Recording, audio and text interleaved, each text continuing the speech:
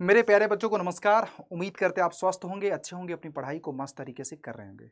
दोस्तों, मैं बात करने वाला हूँ एसएससी जेईई 2024 के फॉर्म फिलअप प्रोसेस। जैसा कि आप थंबनेल में देख रहे होंगे, स्टेप बाय स्टेप ओटीआर से लेकर के फॉर्म फिलिंग प्रिंट आउट तक का कंप्लीट जानकारी।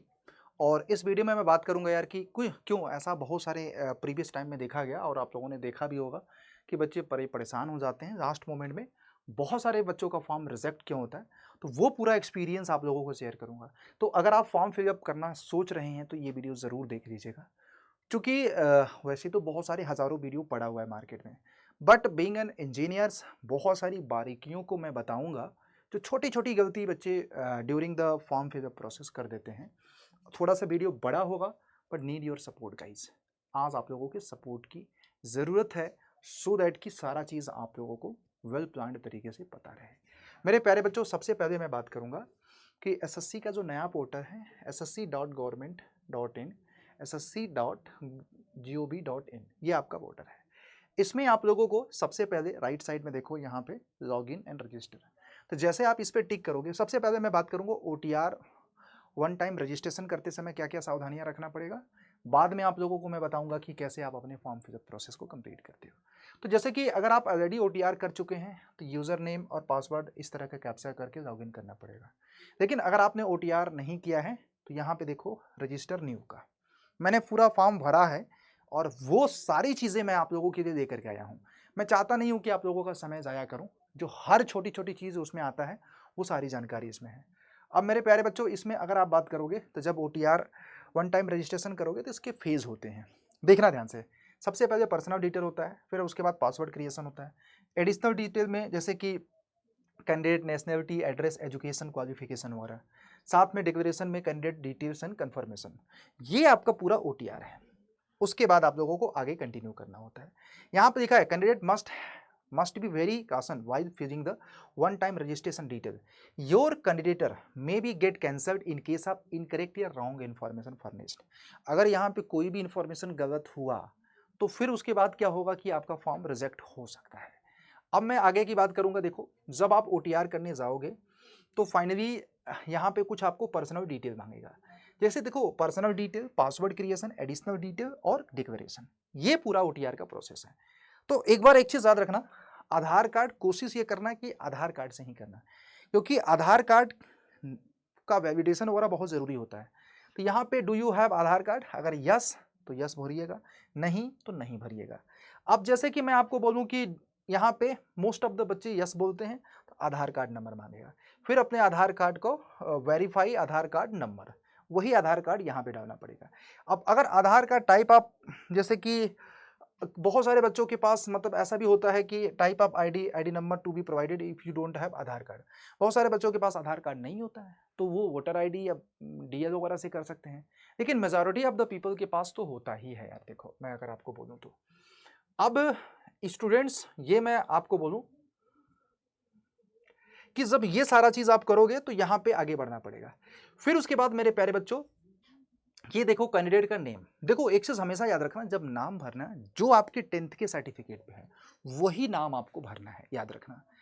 और उसके बाद उसी नेम को यहाँ पे वेरीफाइड करना है, दोबारा टाइप करना है। फिर उसके बाद have you change ever name. बहुत सारे बच्चों के नाम 10th में या 12th में गलत हो जाते हैं, तो अब प्रेजेंट सर्टिफिकेट में जो है वहां पे ये भरना है। अगर आपने नाम चेंज के लिए अप्लाई किया है और आपका नाम चेंज हुआ है तो आपको यहाँ पे ऐसे भरना, उसी चीज को वेरीफाई करना है। तो अब जेंडर, ऑब्वियस बात है, आप लोग क्या हैं, रिंग है, पुलिंग है, मेल है, फीमेल है, ये तो बताएंगे ही बताएंगे। तो पूरा वीडियो देखें ज़रूर। फिर उसके बाद यहाँ पे वेरीफाई करना है डेट ऑफ बर्थ। ये आप लोगों को प्रॉपर और डेट ऑफ बर्थ को वेरीफाई भी करना है, ये चीज़ याद रखनी है। और इसमें मिनिमम एज लिमिट अगर मैं बात करूँ 18 साल है। मिनिमम एज लिमिट हमारा कितना है, 18 साल है, याद रखना। फादर्स के नेम, फादर्स का नाम वो भी 10th स्टैंडर्ड इसमें लिखा हुआ है, देखिएगा। Father's name should be mention in the matriculation certificate. जो आपके 10th के सर्टिफिकेट पे मेंशन है उसी का एकदम कॉपी मार दीजिएगा, नो इधर नो उधर। इसीलिए जब फॉर्म फिलिंग प्रोसेस करें तो 10th का सर्टिफिकेट बहुत ज़रूरी है, आधार कार्ड आप लोगों का, एंड आपका जो भी डिप्लोमा एंड ग्रेजुएशन के सर्टिफिकेट्स हैं वो बहुत ज़रूरी होता है आप लोगों के पास होना उसका। फिर इसके बाद मदर्स नेम और अपने मम्मी का नाम वहाँ भरिएगा। फिर मैट्रिकुलेशन 10th आपने किस बोर्ड से किया, तो यहाँ पे हो सकता है कि आपके बोर्ड का नाम मेंशन नहीं हो, तो बच्चों आपको क्या करना, अदर का ऑप्शन करना है, वहां पे क्या टिक करना है जरा बताइएगा, अदर्स का। तो ये एक बच्चों का मैसेज याद रखिएगा, दिमाग में रखना है कि ये मैसेज आप लोगों के पास होना चाहिए। फिर उसके बाद रोल नंबर हो गया, फिर उसके बाद अपने रोल नंबर को वेरीफाई करना, जो भी आप लोगों का 10th का है। तो matriculation 10th class education board, फिर वेरीफाई दो वही एजुकेशन बोर्ड को वेरीफाई करना है। ये सब जहां पे स्टार स्टार है ना, वहां पे कंपलसरी है और बिना इसके किए आप आगे नहीं बढ़ सकते। मुझे पता है कि मेरा वीडियो थोड़ा सा बड़ा हो रहा है क्योंकि ये फॉर्म फिलिंग प्रोसेस का कंप्लीट वीडियो, और रोल नंबर बहुत ध्यान से यहाँ पे आप लोगों को भरना है बेटा, रोल नंबर आप लोगों को बहुत ध्यान से भरना है। फिर उसके बाद रोल नंबर को वेरीफाई करना है 10th वाला जो भी आप लोगों का है। फिर उसके बाद ईयर ऑफ पासिंग, कौन सी ईयर में पास किए हैं, और उसको आपको वेरीफाई करना है। उसके बाद 10th के बाद हो सकता है बहुत सारे बच्चों के बाद, बहुत सारे बच्चों के बाद हाईएस्ट लेवल ऑफ क्वालिफिकेशन क्या है, और उस क्वालिफिकेशन को वेरीफाई भी करना है। और कैंडिडेट के मोबाइल नंबर और मेल आईडी याद रखना, यहाँ पे दोनों को वैलिडेट बिना किए आगे आप बढ़ ही नहीं सकते। तो आप वही मोबाइल नंबर और वही मेल आईडी यूज करिए जो साल 2 साल तक आप कंटिन्यू यूज कर सकते।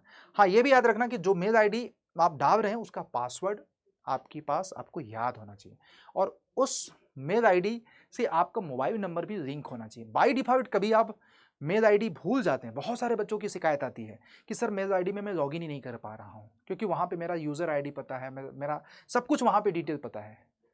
और एसएससी का फर्दर जो सारा चीज़ कम्युनिकेशन होता है आपके मेल आईडी पे होता है।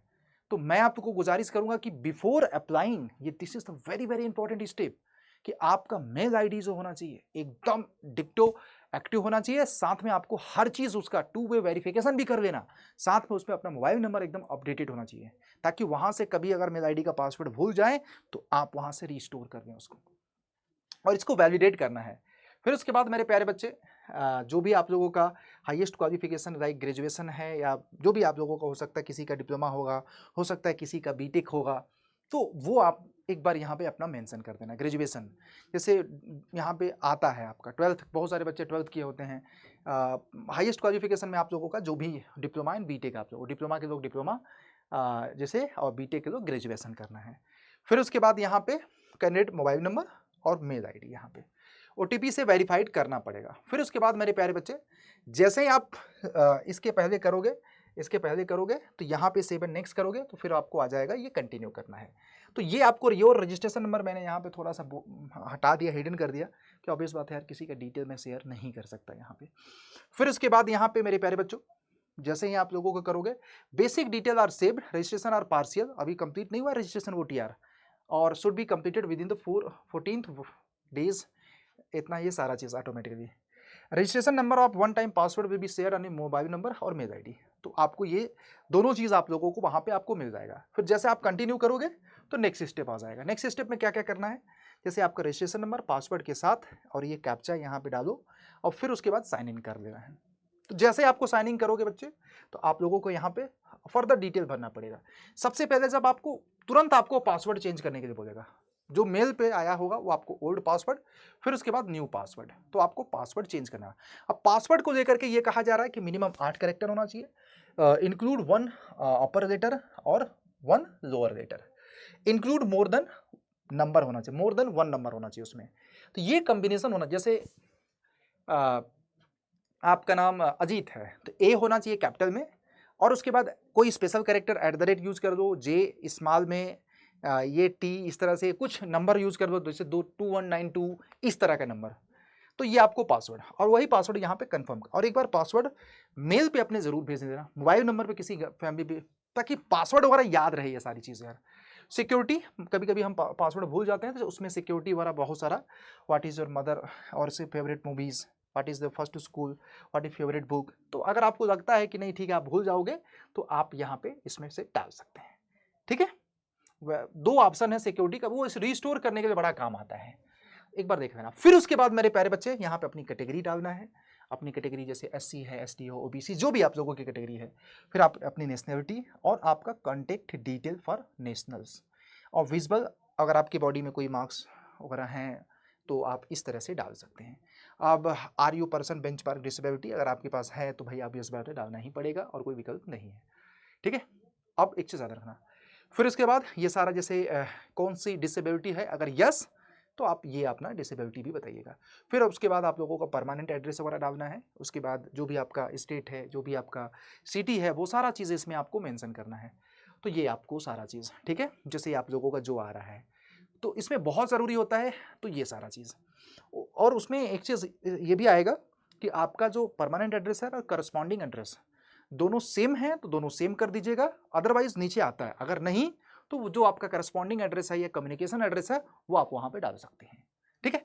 तो अब यहाँ पे उसके बाद नेक्स्ट हमारा आ जाएगा डिक्लेरेशन का। तो यहाँ पे जो भी as per the your information अगर सब कुछ सही है तो एक बार प्रीव्यू जरूर कर लीजिएगा OTR का। I am requesting to you, जो भी वन टाइम रजिस्ट्रेशन कर रहे हैं उसका प्रीव्यू करके देख लेना, सो दैट एक एक पॉइंट को क्रॉस चेक कर लेना फिर से अपने सर्टिफिकेट के बेसिस पे।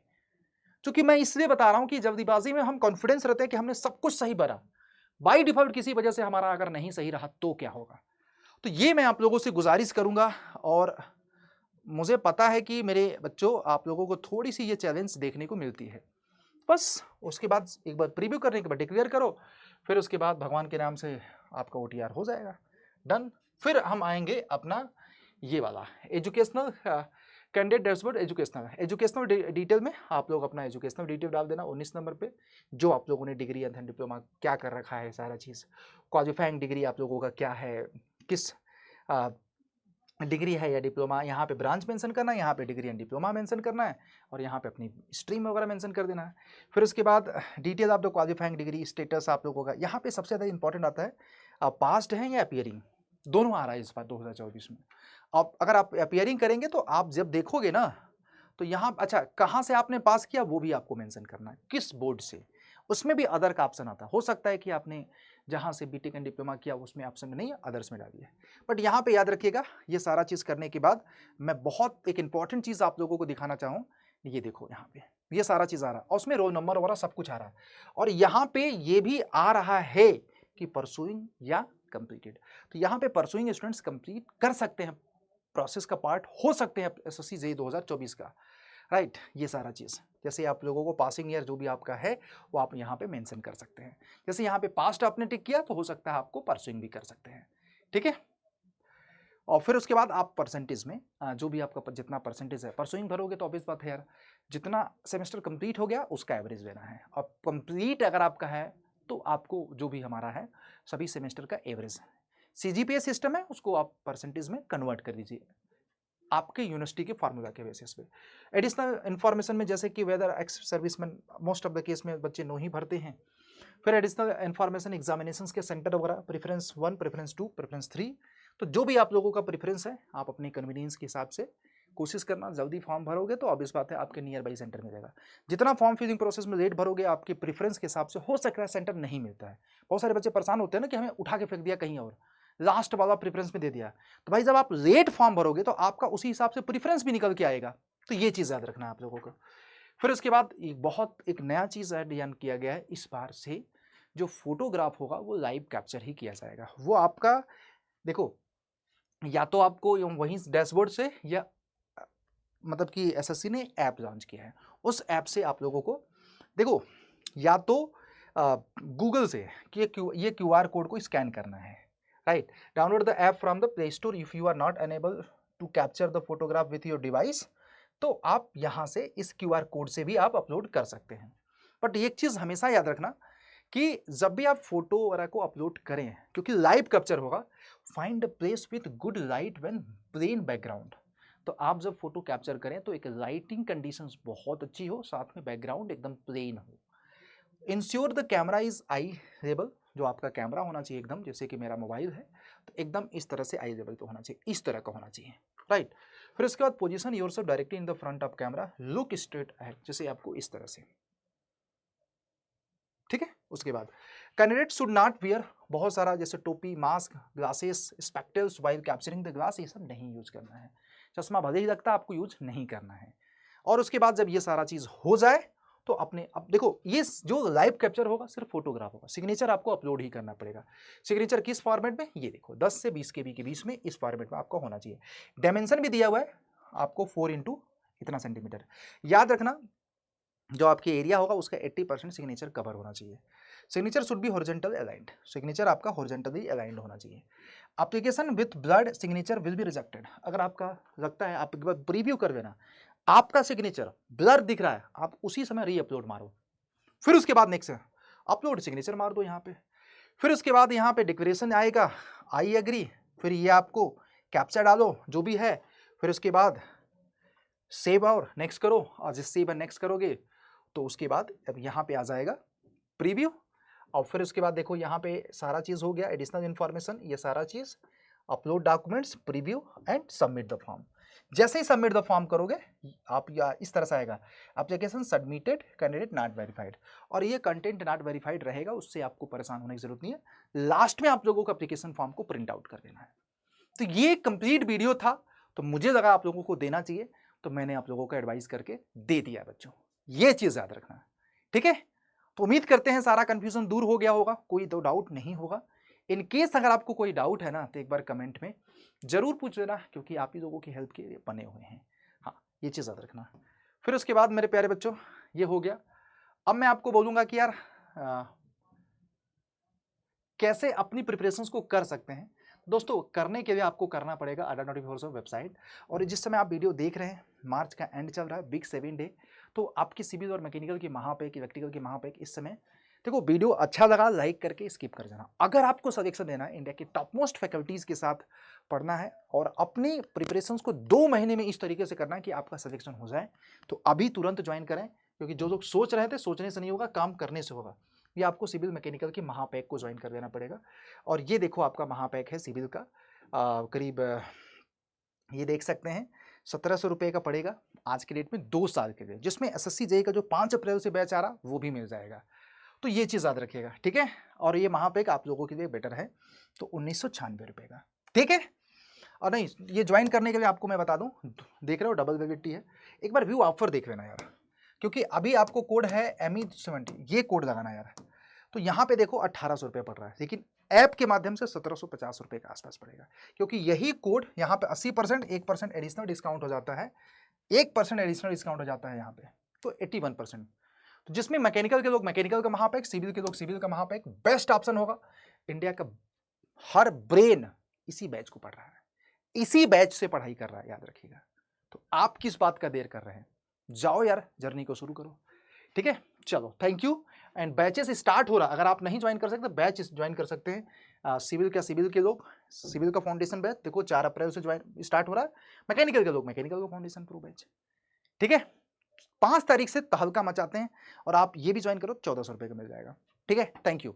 कूपन कोड याद रख रहे हैं ज्वाइन करते समय, सभी वॉरियर्स का Y201 है, मैक्स, इससे ज्यादा डिस्काउंट किसी कोड से मिलेगा नहीं, और प्रॉपर मेंटरशिप में रहोगे, सबसे बड़ी बात।